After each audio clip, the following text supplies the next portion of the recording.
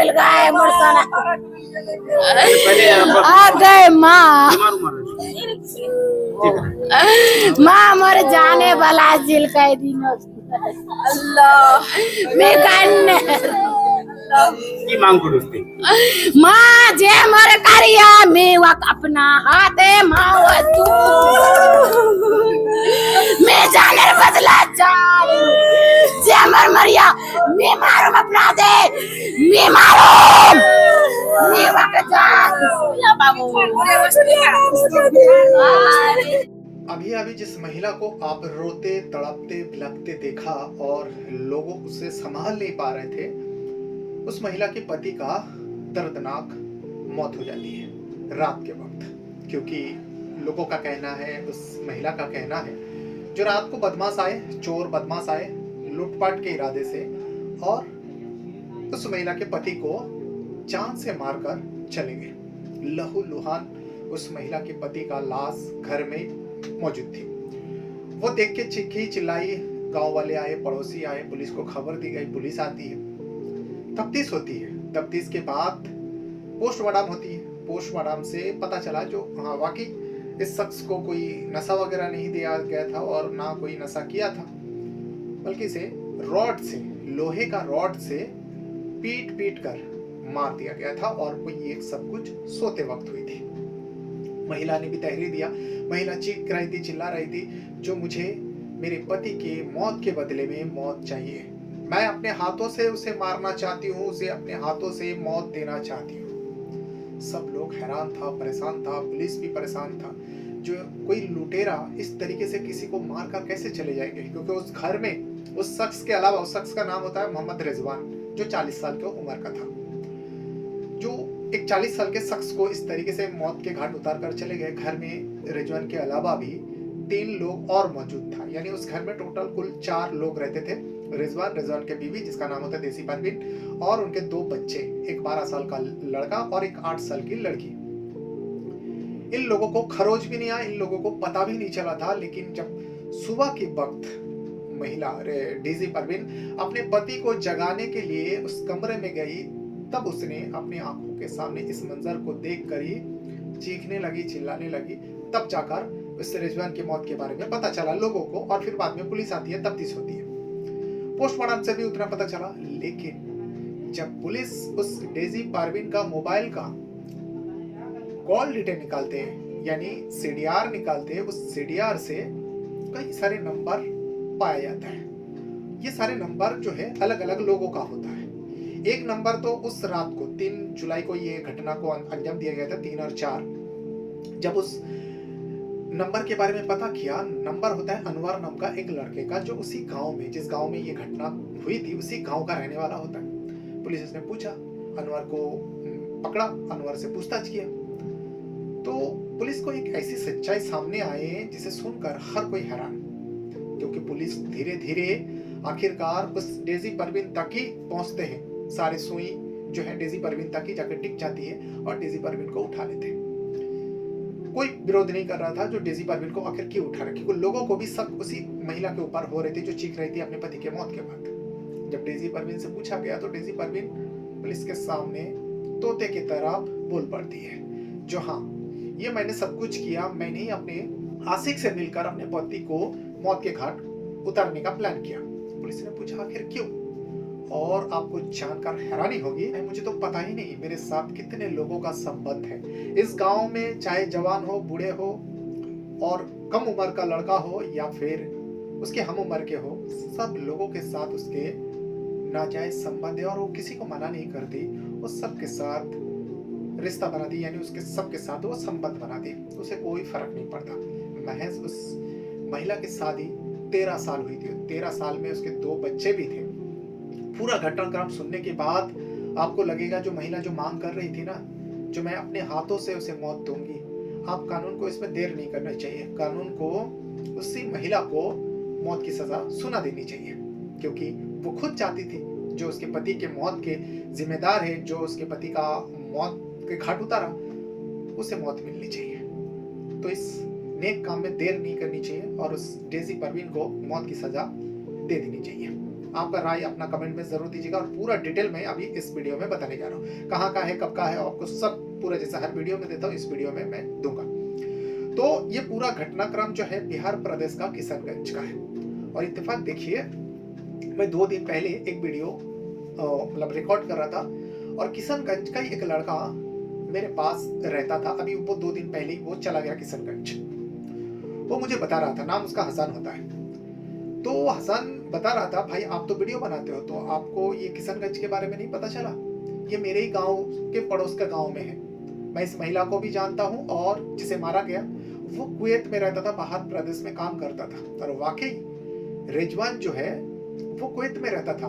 मुझे लगा ये शायद हसन जो है फेंक रहे, लेकिन अब जो ये पूरा डिटेल सामने आया, हसन अभी नहीं है। हसन को मैं इस वीडियो को टैग करूंगा, वो देखेगा। तो मुझे लगा था वो फेकम फक कर रहा है, वैसे ही सुन कर बता रहे। तो लेकिन अब मुझे पता चला जो हसन गलत नहीं था, वो सच बता रहा था। किशनगंज के अंदर बिशनपुर पुलिस थाना लगता है और इसी बिशनपुर पुलिस थाने के अंतर्गत एक गांव में ये घटना हुई थी।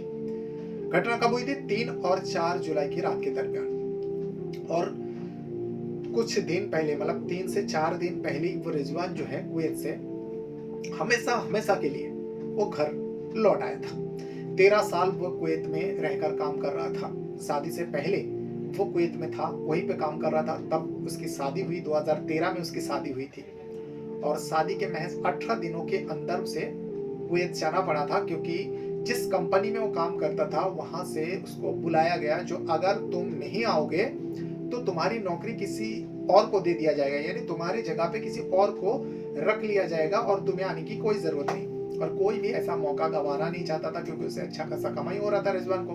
तो रिजवान ने शादी के महज 18 दिनों के अंदर वो मजबूरी के तहत अपने पत्नी डीजी परवीन को समझा बुझा कर वो कुवैत चला जाता है। डीजी परवीन का नसीब, शादी के महज 18 दिनों के अंदर पति विदेश चला जाता है। हालांकि उसका आना जाना लगा रहा, हर 2 साल में वो एक बार गांव में जरूर आता। और इसी बीच देखते ही देखते 13 साल बीत जाता है, 2026 आ जाता है। और 2026 आते आते रिजवान और परवीन के बीच में 2 बच्चे भी आते हैं। पहला लड़का जो शादी के महज 1 साल बाद ही हुई थी, जिसका उम्र अभी फिलहाल 12 साल होता है, 11-12 साल का, और एक 8 साल की लड़की।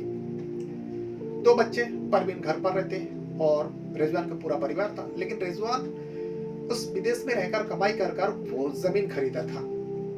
जमीन खरीदने के बाद वहां पे घर भी बनवाया और उस नए घर में अपने फैमिली को शिफ्ट कर दिया था, जहां पर परवीन अपने 2 बच्चों के साथ रहती थी। लेकिन रिजवान जब भी कुवैत से घर आता, वो अपने पूरा परिवार को लेके अपने पुराने घर, अपने माँ बाप के घर जरूर आता। और वो 3 जुलाई को भी अपनी पत्नी, अपने 2 बच्चों को लेकर अपने पापा के पास, अपने माँ बाप के पास गया हुआ था। और वहां 1 दिन रहकर फिर दोबारा वो अपने नए घर में चले जाते हैं, जहां पर उसने घर बनवाया। वहां चले जाते, वहां रहने लगते हैं। लेकिन 3 और 4 तारीख की रात को रिजवान को इस दर्दनाक मौत दे दिया गया। उसके बाद पुलिस को खबर दी जाती है, हंगामा होती है। पत्नी डेजी परवीन रो रो के गला फाड़ फाड़ कर रो रही थी और छाती पीट रही थी, बार बार बेहोश हो रही थी। लोगों को शक तो था, क्योंकि लोगों को इस डेजी परवीन का हरकत के वजह से बहुत तकलीफ होती थी। लोग कह नहीं पाते थे, लेकिन लोगों को थोड़ा बहुत शक था जो ये डेजी परवीन जो है अच्छी औरत नहीं है। अलग अलग लोग उसके घर में आते हैं और वो अकेली महिला रहती है 2 छोटे बच्चों के साथ। अलग अलग मर्द जात उसके घर में आते हैं, काफी टाइम तक रहते हैं। तो लोगों के पड़ोसी को नजर तो पड़ती ही है। तो इस वजह से डेजी परवीन के बारे में लोगों की सोच अच्छी नहीं थी। लेकिन फिर उसका पति आया, पति रहने लगे, पति का मौत हो जाते हैं। तो इसी वजह से लोगों का शक जो है परवीन के ऊपर ही थी। फिलहाल पोस्टमार्टम होती है और उस रिजवान का अंतिम संस्कार कर दिया जाता है। और यहाँ पर पुलिस का काम था आखिर इस पूरा हत्याकांड का, रिजवान के मर्डर का पूरा सच्चाई क्या है वो जानना है। रिजवान के पिता के कहने के मुताबिक जो पुलिस को तहरीर दिया, उन्होंने तहरीर दिया जो अज्ञात व्यक्ति के ऊपर मामला दर्ज कर इस मामले का जांच पड़ताल शुरू हो गई। जांच पड़ताल में ये पता चला डेजी परवीन का मोबाइल गायब थी, रिजवान का मोबाइल गायब थी और घर की कीमती जेवर जो सोना वगैरह होते हैं वो सब गायब थी। शुरुआत में लगा जो वाकई कोई चोर डकैत आया होगा और सब चोरी करके लेके गया, लेकिन ये बात हजम नहीं हो रही थी। कोई चोर डकैत किसी का जान नहीं लेता, भले हाथापाई अगर हुआ होगा तो चोटें पहुंचाएगा। अगर हाथापाई हुआ, चोटें पहुंचाए तो चिल्लम चल्ली भी हुआ होगा, तो फिर इन तीनों को कैसे नहीं पता? दोनों बच्चे भी जागे नहीं और परवीन को भी पता नहीं चला। यही सवाल पुलिस के दिमाग में चल रहा था। लेकिन पुलिस तो पुलिस होती है, पुलिस अपना कार्रवाई कर रहे थे, अंदर ही अंदर सब कुछ पता लगवा रहे थे। डॉग स्क्वाड यानी खोजी कुत्ता को भी लाया जाता है। जब खोजी कुत्ता आता है तो उस घर के अंदर ही खोजी कुत्ता घूमते घूमते आखिरकार एक जगह पे जाकर टिक जाते। तो पुलिस ने जब उस जगह को सर्च किया तो पता चला उस जगह से जो घर की कीमती चीजें थी, जेवर वगैरह, वहां से सब मिल जाते। पुलिस को लगा, जैसे पुलिस को शुरुआत में लगा जो कुछ तो झोल है, अगर चोर आए तो इसी घर से चोरी करके और इसी घर में कैसे छुपा कर जाएगा। अब पुलिस की जो शक थी वो गहराया जाता है परवीन के ऊपर, जो घर का ही कोई सदस्य है और 2 छोटे बच्चे तो कुछ कर नहीं सकते, अपने पापा को मार नहीं सकते और इस तरीके से, तो परवीन के ऊपर शक हो जाती है। जब परवीन के ऊपर शक होता है, लोगों से पूछताछ किया, लोगों ने पुलिस वाले को थोड़ा बहुत तहरीर दिया, जो सही औरत नहीं है, पति बाहर काम करते थे और ये अलग अलग लोगों को अपने घर बुलाते हैं। पुलिस ने उस परवीन का मोबाइल का सीडीआर निकालते हैं, तो इसमें कई सारे नंबर मिलती है, सारे नंबरों का जांच होती है। एक नंबर उस रात को उसी घर में, जो परवीन के घर में, रिजवान के घर में एक्टिव दिखा रहा था और उस नंबर से बातचीत भी की थी परवीन, और बहुत ज्यादा टाइम बात की थी, लेकिन 3 और 4 तारीख को भी उस नंबर से बातचीत की थी। तो पुलिस ने सबसे पहले उस नंबर के बारे में पता किया, तो पता चला वो नंबर जो है उसी गांव का रहने वाला एक अनवर नाम का लड़का होता है, उसका नंबर है। तो अनवर के पास पहुंचते हैं, गांव का ये, तो अनवर को उठा लेते हैं। अनवर गांव में मौजूद था अपने घर पे। अनवर को उठाने के बाद उसे पूछताछ किया। उसने कहा नहीं, हमारे गांव में ये, इससे हमारा बहुत पुराना पहचान है और इसी वजह से हम लोग का बातचीत होती है, हर दिन होती है, दोस्त जैसे। लेकिन पुलिस को उसका तहरीर जो है सच नहीं लगा, इसी वजह से पुलिस ने उसे थोड़ा सख्ती किया। और यहाँ सख्ती करने के बाद आखिरकार परवीन, जो अनवर होता है, वो सब कुछ पुलिस के सामने बयान कर देते हैं। फौरन पुलिस का एक टीम जो है परवीन के घर पहुंचते हैं, यानी रिजवान के घर पहुंचते हैं और परवीन, रिजवान की पत्नी को उठा लेते हैं। लोग मौजूद था, लोगों ने सोचा जो अब सही इंसान को उठा रहे हैं, क्योंकि वही सब कुछ किया होगा। तो उस परवीन को उठा लिया जाता है और पुलिस थाने में ले जाकर अनवर के सामने बिठाकर पूछताछ होती है। जब अनवर को पुलिस थाने में देखते हैं तो परवीन का भी हवाइया उड़ जाती है और परवीन भी सोचने लगती है शायद सच बोल देना ही बेहतर है। पुलिस ने उसे थोड़ा सख्ती किया, जो देखो अनवर ने सब कुछ बता दिया, तुम्ही ने अपने पति को मारा। तो परवीन ने कहा जो हाँ साहब, मैं और अनवर, हम दोनों ने मिलकर ही मेरे पति रिजवान को मौत के घाट उतारा। पुलिस ने पूछा जब मान रहे हो तो बता दो, आखिर रीजन क्या है? जो तुम्हारे पति परदेश में रहकर मेहनत कर जमीन खरीदा, घर बनवाया, तुम लोगों को अच्छी जिंदगी देने के लिए वो परदेश में पड़ा रहा, आखिर वो क्या वजह थी जिसके वजह से तुमने अपने पति को ऐसे दर्दनाक मौत दे दिया?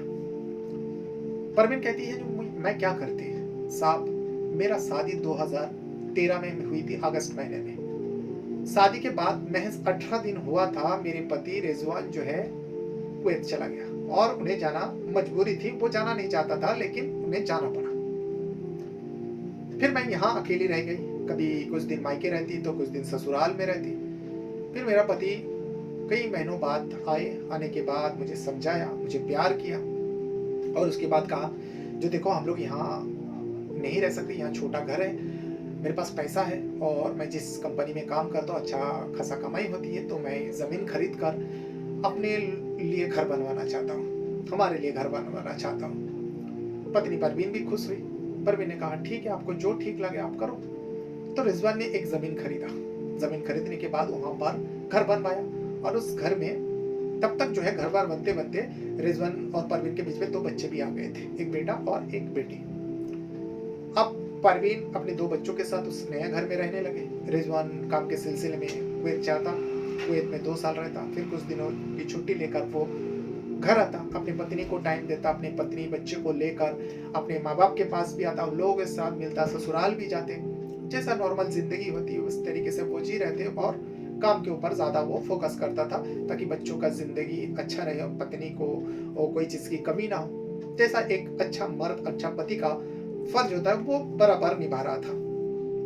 लेकिन यहाँ पर जो परवीन है वो अपने पति को बहुत मिस करती थी। उसकी जो शरीर का ख्वाहिश है यानी जिस्मानी ख्वाहिश है वो पूरी नहीं हो पाती थी। पैसा तो था लेकिन जो एक पति से उसे चाहिए था वो नहीं मिल पा रही थी। एक दिन बारिश हो रही थी। उस दिन परवीन के दरवाजे पे एक शख्स का दस्तक होती है। बारिश बहुत तेज थी, दरवाजा खटखटाया जाता है। परवीन दरवाजा खोलती है। नए घर में 2 बच्चों के साथ जहाँ रहती थी, तो एक शख्स परवीन को देख के सलाम किया। सलाम का जवाब दिया परवीन ने। उस शख्स ने कहा, जो मैं रिजवान का दोस्त हूँ, मेरा नाम आफ्ताब है और मैं दार्जिलिंग में रहता हूँ, लेकिन अभी देखिए ना इतना तेज बारिश आ गई है तो इसीलिए मैं रिजवान के घर पे आ गया। तो परवीन ने कहा, देखो आपके भैया रिजवान, आपके दोस्त जो है वो तो यहाँ नहीं है, वो तो विदेश है। तो आफ्ताब ने कहा, कोई बात नहीं, बस बारिश थोड़ा रुक जाए तब तक मैं यहाँ ठहर जाऊँ। तो परवीन ने सोचा, जब मेरे पति का दोस्त है तो कैसे मना कर सकती थी। परवीन ने भी ठहरा दिया। ठहरने के बाद जब तक बारिश होती रही, दोनों में थोड़ी बहुत बातचीत हुई। आफ्ताब ने कहा, मैं रिजवान का बचपन का दोस्त हूँ, कुछ किस्से बताए, भाभी से भाभी भाभी करके बातें किया, हंसी मजाक किया और ये भी कहा जो मैं दार्जिलिंग में रहकर काम करता हूँ। ये कहकर बारिश थोड़ा बहुत रुकती है, उसके बाद वो चले जाते हैं। लेकिन 3 दिन बाद वो आफ्ताब फिर से दोबारा आते हैं। आने के बाद दरवाजा खटखटा है। फिर से परवीन दरवाजा खोलती है तो देखते कि वही शख्स आफ्ताब। पूछे, जो क्या बात है, आज क्या हो गया? तो आफ्ताब ने कहा, जो देखो भाभी, मैंने आपसे कहा था ना जो मैं दार्जिलिंग में काम करता, तो मैं वहाँ दार्जिलिंग का अच्छी चाय पत्ती लेके आया हूँ, अपने घर के लिए लाता ही हूँ, तो सोचा कि आपको भी थोड़ा दे दूँ। आप इस चाय पत्ती का चाय बना के जरूर पीजिएगा और अगर आपके पास टाइम हो तो आप मुझे 1 कप चाय भी पिला दीजिए। अब परवीन कैसे मना कर सकती थी। परवीन ने भी कहा, जो ठीक है, आप थोड़ा बैठो। उसके बाद चाय बनाई। चाय बनाने के बाद दोनों ने चाय पी और गपशप किया और दोनों में थोड़ा बहुत बातचीत और हुई। अब दोनों एक दूसरे का नंबर भी ले लेते हैं। नंबर लेने के बाद बातों का सिलसिला शुरू हुआ और ये बातों का सिलसिला ऐसा शुरू हुआ कि दोनों बहुत नजदीक आ जाते हैं। परवीन को भी किसी मर्द की जरूरत था अपने शरीर का ख्वाहिश, अपनी जिस्मानी जो ख्वाहिश है उसे पूरा करने के लिए, जो अब आफ्ताब खुलकर सामने आ गए थे परवीन के पास। परवीन को कह दिया, जो भाभी अगर तुम चाहो तो रिजवान की जो कमी है वो मैं तुम्हें पूरा कर सकता हूँ। तो इसमें परवीन भी आखिरकार मान जाती है और दोनों के बीच में नाजायज संबंध बन जाते हैं। जब नाजायज संबंध बन जाता है, लेकिन फिर से आफ्ताब को भी काम के सिलसिले में उसे दार्जिलिंग जाना पड़ा। अब यहाँ पर परवीन सोचती है, एक लड़का मिला था जो मेरी जिस्मानी ख्वाहिश को पूरी कर रहे थे, लेकिन वो भी चले गए। फिर से उसकी जिंदगी में वही उदासी। लेकिन वहां से अपना पति से बातचीत होता था, रिजवान अक्सर फोन करता था। कई दिनों से रिजवान का फोन नहीं आ रहा था, तो एक दिन परवीन ने अपने पति का नंबर पे फोन किया। सामने वाले जो है रिजवान ना उठाकर कोई महिला ने फोन उठाई। तो डेजी परवीन ने पूछा, जो कौन हो? ये तो मेरा पति रिजवान का नंबर है। तो उस महिला ने कहा, हाँ मैं रिजवान की पत्नी हूँ, तुम्हें नहीं पता? मैं रिजवान के साथ ही रहती हूँ। इसे सुनने के बाद ही तो डेजी परवीन के पैरों तले जमीन खिसक जाते। उसे लगा, अरे मेरे पति तो मुझे धोखा दे रहे, तभी तो मेरे पास नहीं रहते और वो विदेश पड़ा रहता है। उसे बहुत बुरा लगा, दिल पे चोट आई और वो सोचने पर मजबूर हो जाती है। वो ये सोच लेती है, जो अगर मेरा पति मुझे धोखा दे रहा है तो मैं क्यों उसके लिए इंतजार करूं, क्यों मैं उसका परवाह करूं। इसीलिए जो परवीन है, एक लड़का है जिसका नाम अनवर होता है। वो अनवर वो शख्स होता है जो परवीन का शादी उस अनवर से तय हुई थी, लेकिन कुछ वजह से वो शादी टल गई थी और परवीन का शादी रिजवान से हो जाती है। तब वो परवीन जो 3 साल बाद अनवर को फोन करती है। फोन करने के बाद अपने बारे में बताती है। अनवर भी पहचान जाते हैं, ये तो परवीन है। तो अनवर ने भी बातचीत शुरू किया। फिर अनवर को परवीन जो है अपने घर बुलाने लगे। जब बुलाने लगी तो अनवर भी आता और अनवर के साथ परवीन का नाजायज संबंध कायम हो जाता। अब ये सिलसिला आए दिन चलता रहता। लोग सोचते ये अनवर अक्सर उस परवीन के घर में क्यों जाते हैं, लेकिन लोगों की हिम्मत नहीं होता, लोग कुछ कह नहीं पाता, लेकिन लोग नजर जरूर रखते। धीरे धीरे 1-2 करते करते उस गांव में कई सारे लोग जो है परवीन के घर आने लगे और सबके साथ परवीन कहीं ना कहीं अपने पति का बेवफाई की वजह से वो लोगों से जुड़ते गए, चाहे रिश्तेदार हो चाहे गांव वाले हो, उन लोगों के साथ उसका नाजायज संबंध बन जाता और सबके साथ वो संबंध बना था।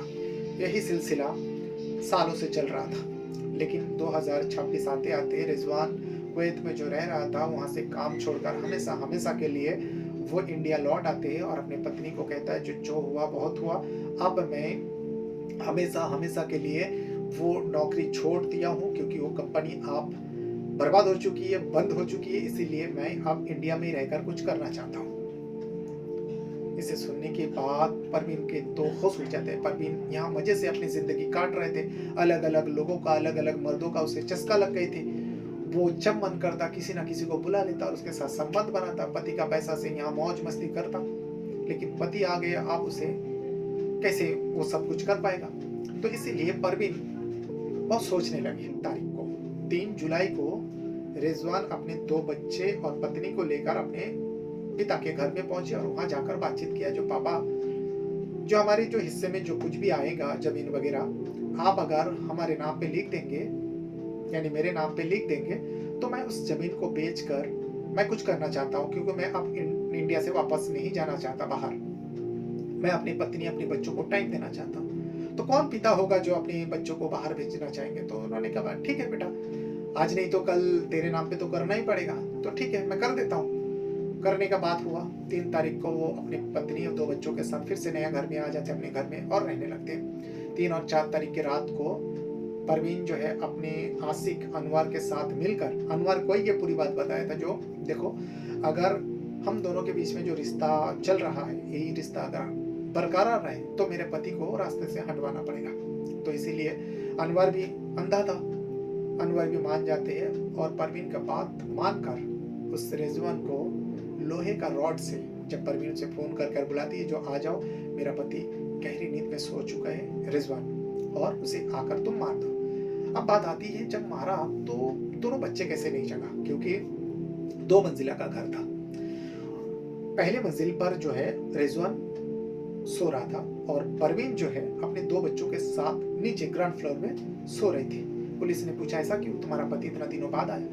तो इसमें परवीन ने तहरीर दिया, जो बच्चे बड़े हो गए इसीलिए जो मेरा पति जो है, और मैं भी नहीं चाहती जो बच्चों के सामने मैं अपने पति के साथ पति के कमरे में सो जाऊं, तो इसीलिए बच्चे को लेकर मैं अलग कमरे में सोती हूँ और मेरे पति जो है ऊपर कमरे में सोते हैं। ये बात पुलिस वाले को परवीन ने कहा और अपना गुनाह कबूल किया। अनवर का भी नाम आ जाते हैं उस मर्डर में, अनवर ने भी कबूल कर लिया। इन दोनों का ही नाम आता है रिजवान के मर्डर केस में और दोनों ने कबूला। लेकिन जो बाकी अलग अलग लोगों से उसके रिश्ता था, ये सारे पुष्टि तो होती है। वो खुद कहती है मुझे खुद को नहीं पता मैं कितने लोगों के साथ संबंध बनाई हूँ, हाँ, लेकिन मेरा जब मन करता मैं किसी ना किसी को बुला उसके साथ मैं संबंध बना लेती। यही सालों से चलते आ रहे थे। सोचिए उस महिला ने अगर अपने पति से वो नाराज थी, अपने पति से वो खुश नहीं थी, तो पति से अलग हो सकती थी। मारने की क्या जरूरत थी। मारने के पीछे का जो वजह है, वो चाहती थी पति का मौत के बाद पति का जो भी कमाई है, जो भी धन दौलत है, जो भी जमीन है, जो भी घर बनाया, सब कुछ उसी का है, और उसी पैसे से उसी घर में रहकर वो जैसा चल रहे थे वैसे ही चलाते। यही सोचकर वो अपने आशिक से मिलकर पति को ही रास्ते से हटवा देती है। कितनी खिलौना काम किया उस औरत ने। वाकई वो औरत ने जैसे चीख चीख के बोल रही थी, जो मेरे पति का मौत के बदले में मौत चाहिए, वैसे ही उसे मौत ही दे देना चाहिए। अपना राय कमेंट में जरूर दीजिएगा। बहुत बहुत धन्यवाद करता हूँ। Thank you very much.